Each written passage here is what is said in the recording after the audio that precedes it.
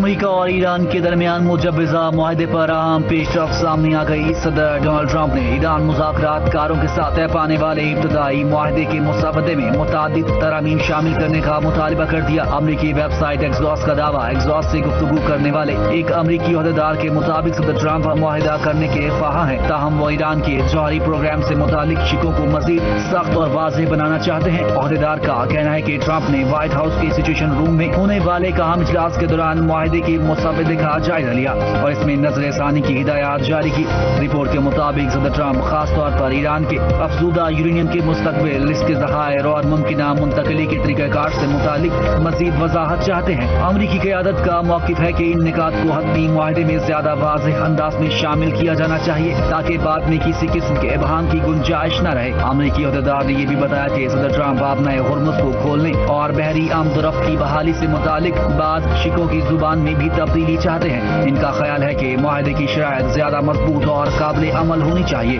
America की जानिब से मुजव्वज़ा तरमीम पर तेहरान 3 दिन के अंदर अपना जवाब देगा।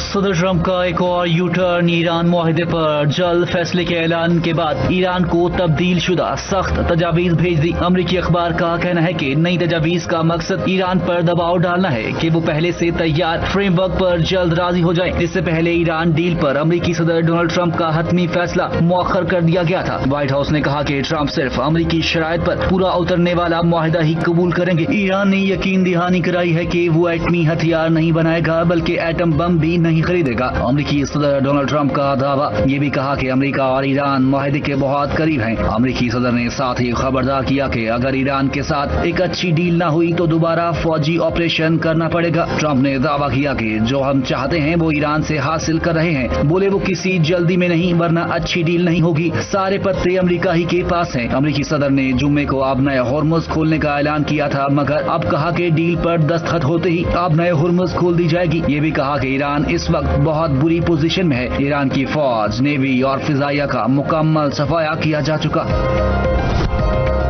ईरानी पार्लियामेंट के स्पीकर बाकर कालिबाफ का कहना है कि ईरानी अवाम के मफादात पर किसी किस्म का समझौता नहीं किया जाएगा और अमेरिका के जुबानी वादों और दावों पर बिल्कुल भरोसा नहीं किया जा सकता। अपने बयान में उन्होंने कहा कि पार्लिमानी कमेटियां मुल्की बहाली, मुआशी इस्तेहकाम और तरक्याती मंसूबों पर भरपूर अंदाज में काम कर रही हैं ताकि मुल्क को दरपेश चैलेंजेस से निपटा जा सके। दुश्मन अपनी शिकस्त का बदला मुआशी दबाव, नफ्सियाती हरबों और मीडिया मुहिमात के जरिए लेना चाहता है। ताहम ईरान को हथियार डालने पर मजबूर करने की तमाम कोशिशें महज एक वहम है।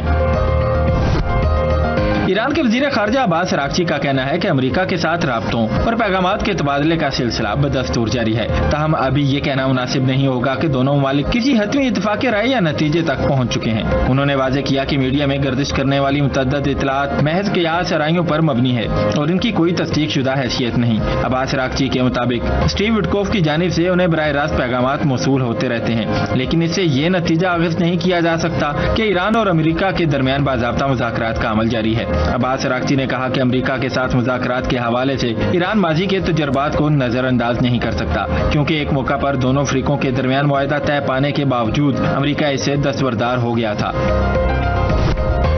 अब नए हुर्मुज़ की नाकाबंदी बरकरार है। जब ईरान के साथ डील होगी तो अब नए हुर्मुज़ खोल दी जाएगी। अमरीकी वज़ीर जंग ने सिंगापुर में गुफ्तगू करते हुए कहा, इसका इन्हिसार इस बात पर है कि ईरान किस चीज का इंतखाब करता है। डील हो गई तो अब नए हुर्मुज़ एक टोल फ्री रास्ता होगा जिसे सारी दुनिया इस्तेमाल कर सकेगी। इन्होंने कहा कि फिल वक्त अमरीका इस बात के लिए तैयार है कि अगर जंगी कार्रवाई दोबारा करनी पड़े तो करेगा, लेकिन मुझे एतमाद है कि अमरीका एक ऐसी डील हासिल करने में कामयाब हो जाएगा जो अमरीकी अवाम के मफाद में होगी। अमरीकी वजीर जंग ने कहा कि ईरान ये कहना चाहता है कि अब नए हुर्मुज़ इसके कंट्रोल में है, लेकिन पस मंजर में जो कुछ हो रहा है इससे जाहिर होता है कि अब नए हुर्मुज़ का कंट्रोल अमरीका के पास है।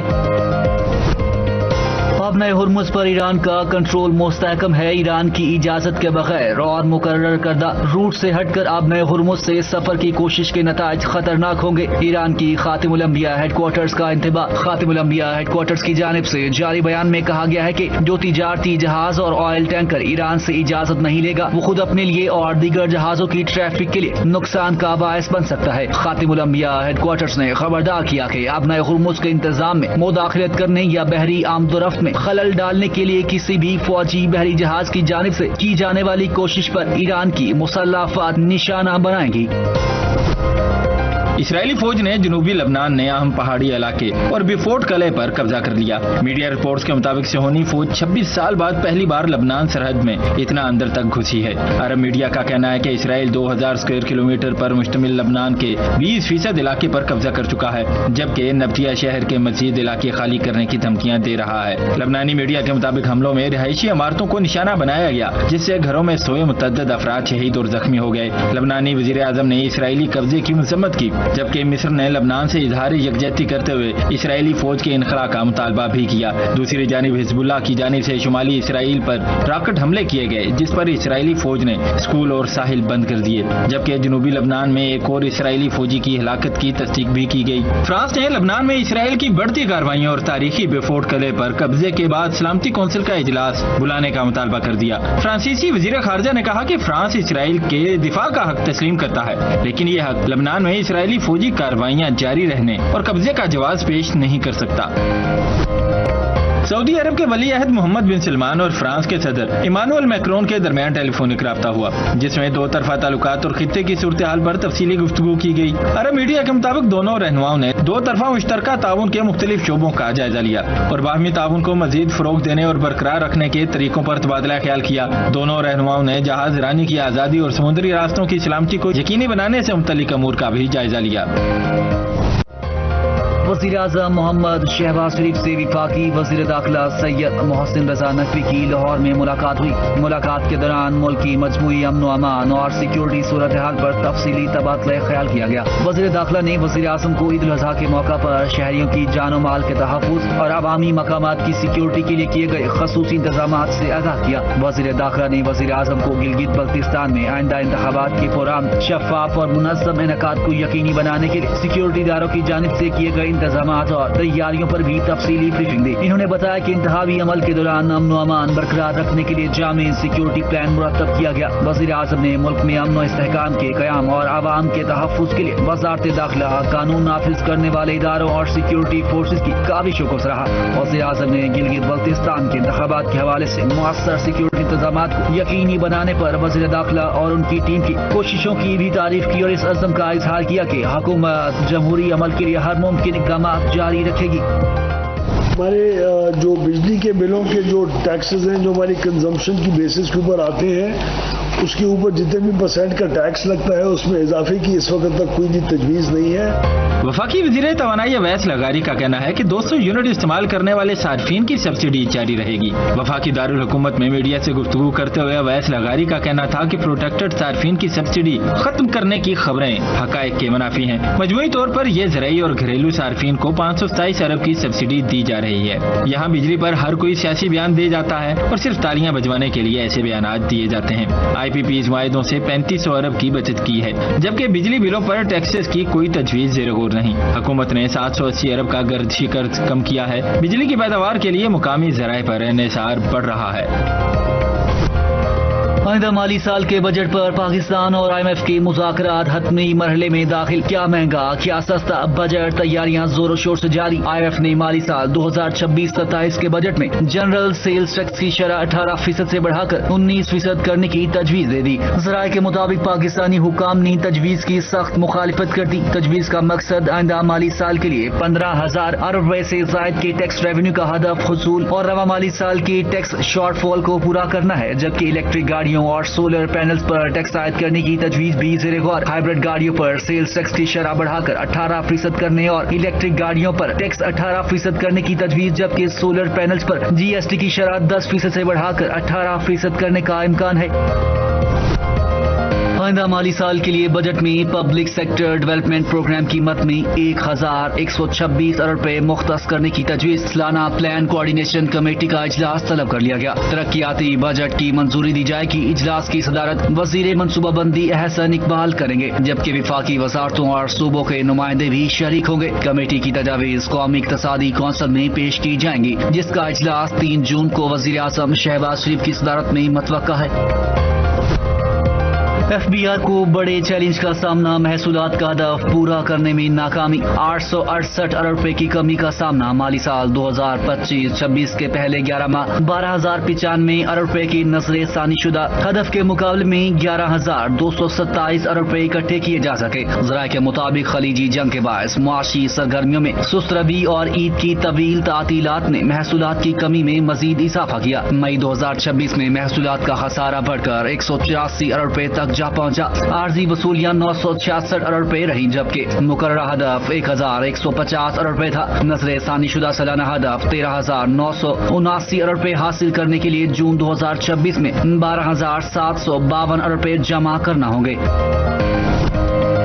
آئندہ مالی سال کے لیے بلوچستان حکومت کا بجٹ 1100 ارب روپے سے زائد ہونے کا امکان۔ تعلیم، صحت، امن و امان اور عوامی فلاح کے شعبوں کو خصوصی ترجیح دی جائے گی۔ ذرائع کے مطابق تعلیم کے شعبے کے لیے سب سے زیادہ فنڈز 150 ارب روپے سے زائد رکھے جانے کا امکان۔ صحت، بنیادی عوامی خدمات اور امن و امان کے شعبوں کے لیے بھی خطیر رقم مختص کی جائے گی۔ سرکاری ملازمین کی تنخواہوں اور الاؤنسز میں وفاقی حکومت کے طرز پر اضافے کی تجویز بھی زیر غور، تاہم حتمی فیصلہ بجٹ کی منظوری کے وقت کیا جائے گا۔ بجٹ کی تیاری کا عمل آخری مراحل میں داخل ہو چکا۔ سندھ کے سینئر وزیر شرجیل انعام میمن کا کہنا ہے کہ صوبہ اس وقت شدید پانی کی قلت کا سامنا کر رہا ہے۔